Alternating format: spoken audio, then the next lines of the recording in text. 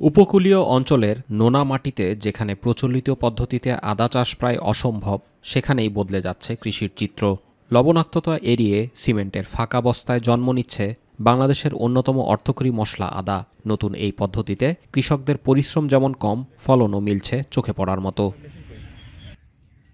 আম কিংবা লিচুর বাগানের ছায়ায় সাজানো হাজারো বস্তায় মাত্র অল্প পরিচর্যাতেই উৎপাদিত হচ্ছে বস্তা প্রতি 2 থেকে 3 কেজি তাজা আদা। পতিত জমি বা বাড়ির আঙিনার অব্যবহৃত অংশে সহজেই করা যাচ্ছে এই চাষ। ফলে লবণাক্ত মাটির চিরচেনা সীমাবদ্ধতা পেরিয়ে নতুন আলো দেখছেন কৃষকরা। আমাদের এই জমিটা আগে অব্যবহৃত থাকতো, যেটা কোনো কাজই আসতো না। কৃষি গবেষণা ইনস্টিটিউট এটা আমাদের সহযোগিতা করছে, এই জন্য আমি আদা চাষ করছি। আদার ফলনও ভালো দেখা যায়। ইনশাল্লাহ আশা করি আমরা এই আদা চাষ করে অনেকটাই সাফল্য হব। বাংলাদেশ কৃষি গবেষণা ইনস্টিটিউট উদ্ভাবিত এই বস্তা পদ্ধতিতে রোগবালাই নেই বললেই চলে। খুব বেশি সার বা ওষুধের প্রয়োজন পড়ে না। কৃষি কর্মকর্তারা বলছেন, স্বল্প বিনিয়োগে বেশি মুনাফার এই সুযোগ কৃষিকে আরও টেকসই করবে।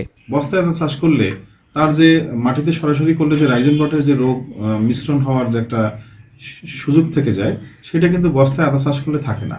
যার ফলে কি হচ্ছে, চাষিরা কিন্তু এখান থেকে অবশ্যই লাভবান হবে এবং এখান থেকে লাভের মুখ দেখবে।